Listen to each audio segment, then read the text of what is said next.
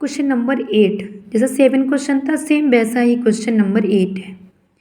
यहाँ पर हम 1 + 2x² को क्या ऐड कर लेंगे t, तो 1 का डिफरेंशियल क्या होता है 0 और 2x² यानी कि 4x dx is equal to dt, x dx is equal to 1/4 dt।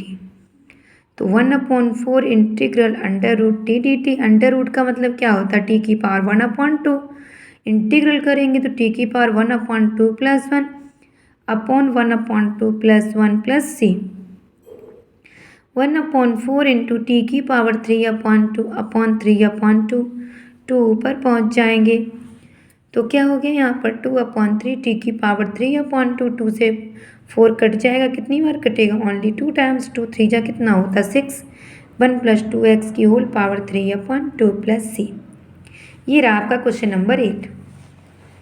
Question number 9 भी आपका सेम ही है थोड़ा, बस अंदर वाली चीज़ को आप ऐड कर लेना, बाहर वाला फंक्शन वैसा है का वैसा ही बन जाएगा। क्वेश्चन नंबर 10 की बात मैं करती हूँ। देखो, एक बात सबको पता होगी कि √a और √a का इंटू क्या होता है, a होता है। सेम यहाँ पर है कि x के अंदर कौन घुसा हुआ, √x है इसके साथ, तो √x अगर हम कॉमन कर लेंगे तो √x - 1 और dx। वी नो दैट कि √x हमारा √ का मतलब क्या होता है, यानी स्क्वायर रूट का पावर अगर कह दें तो x की पावर क्या होती है 1/2, √x - 1 को हम लेट कर लेंगे तो 1 का डिफरेंशियल क्या हुआ 0, तो उससे तो कोई मतलब ही नहीं रहा। x² 1/2 को सॉल्व करेंगे तो 1/2 x² - 1/2 dx is equal to dt। और ऑब्वियसली आप लोग ध्यान रखो इस चीज़ का कि √x अगर है उसका जो भी डिफरेंशियल होगा तो 1/2 √x बोल दिया करो, तो आसानी थोड़ा रहेगा, इन चीज़ों को नोटिस करते हुए चलो। 1/2 √x dx is equal to dt। अब मैं डैट 1/√x dx आपके पास है ही, 1/√x भी है, संग में dx है, dt लिख सकते 1/t dt, सॉल्व कर देंगे कि आपका आंसर आ गया। सेम क्वेश्चन नंबर आपका 11 है, x + 4 को आप लेट कर लेना, √t आ जाएगा और फिर डिफरेंशियल करने के बाद dx इक्वल dt हो जाएगा आपका, और आपको सिर्फ वैल्यू अपनी पुट कर देनी है। इंटीग्रल t की पावर -4 अपॉन √t dt, तो आप सेपरेट करना चाहोगे तो t की पावर क्या है 1 है और नीचे पावर कितनी t की 1/2, ऊपर जाएगी तो किसकी हो जाएगी माइनस की, इसके साथ 4t की पावर -1/2 dt, 2 1 2, 2 में से 1 है 1, यानी 2 बन जाए, 2 में से 1 गया 1/2, तो t की पावर 1/2 - 4t की पावर -1/2 इंटीग्रल हम अपना कर लेंगे। x⁴n का इंटीग्रल क्या होता है, वही सेम प्रोसेस से आपको वर्क करना है। अभी एक क्वेश्चन समझाया था मैंने आप लोगों को, ठीक है, तो आप सब लोग कर ही सकते हो इस तरीके से। क्वेश्चन नंबर 12 भी आपका सेम ऐसा ही है। x³ - 1 को हम क्या लेट कर लें, t लेट कर लें। x³ का डिफरेंशियल क्या होता है 3x² dx is equal to dt, x² dx is equal to dt/3। x⁵ है, क्या आप इसको 2 पार्ट्स में डिविजिबल कर सकते हैं, x⁵ इंटू x⁵2 dx। अब x⁵ की हम यहाँ से वैल्यू निकाल सकते हैं क्या t + 1, यहाँ पुट कर देंगे और x² dx की जगह पर मैं क्या लिख दूंगी dt/3, तो वो 3 कहाँ गया अपॉन में, तो अब हम इसका अंदर इंटू कर देंगे कि इसको हमने t लेट किया था, इसकी पावर कितनी है 1/3, तो t की पावर 1/3 हो जाएगा, t + 1 के साथ इंटू किया, तो इस तरीके से आप सॉल्व कर सकते हैं। वही सेम प्रोसेस है, आपको कोई प्रॉब्लम नहीं होनी चाहिए, ठीक है।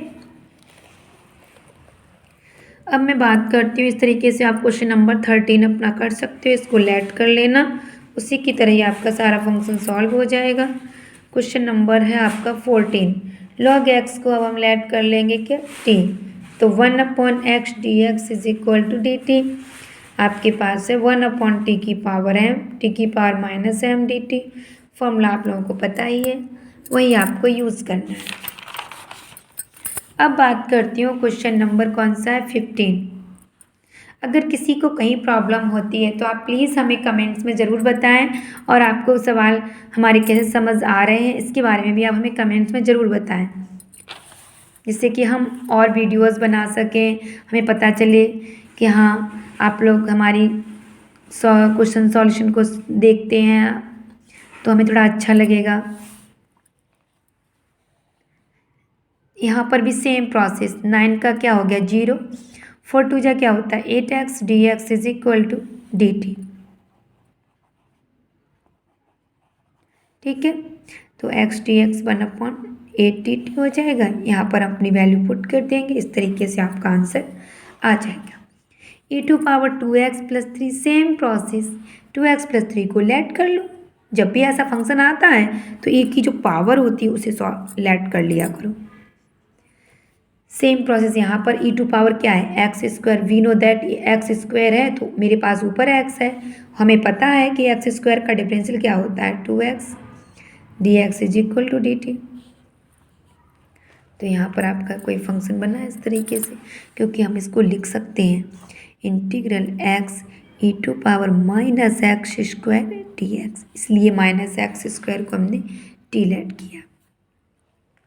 tan इनवर्स x का डिफरेंशियल क्या होता है 1/1 + x², आप इसे भी कर सकते हो।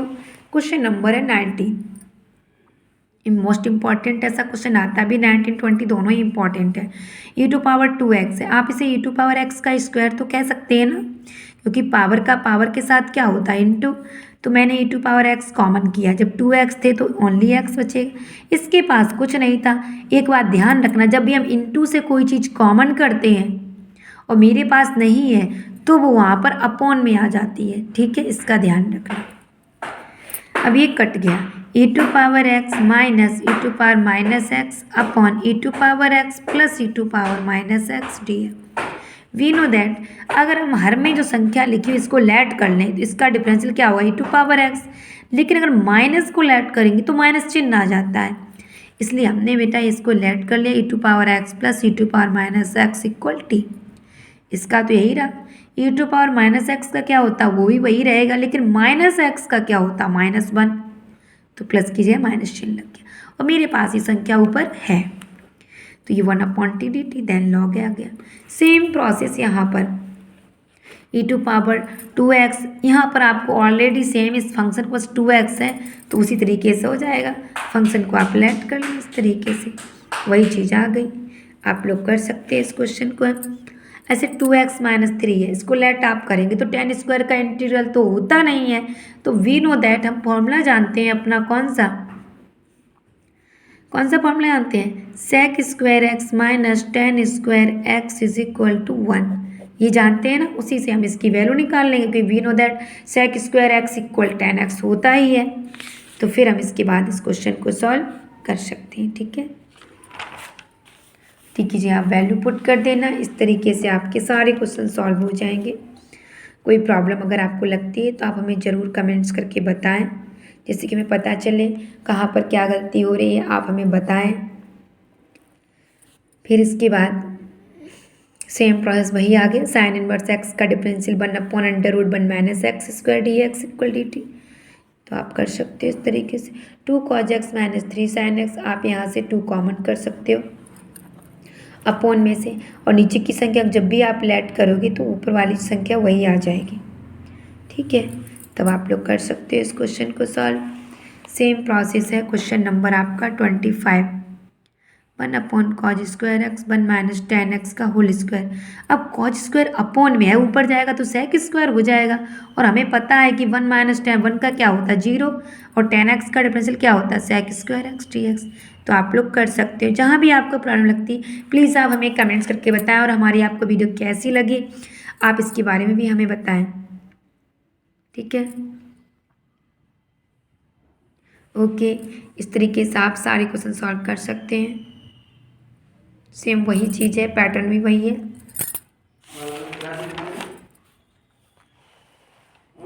क्वेश्चन नंबर 28 है, यहाँ पर 1 + sin x है, इसको लेट कर लो तो cos x इस तरीके से आ जाएगा। ठीक है, ओके।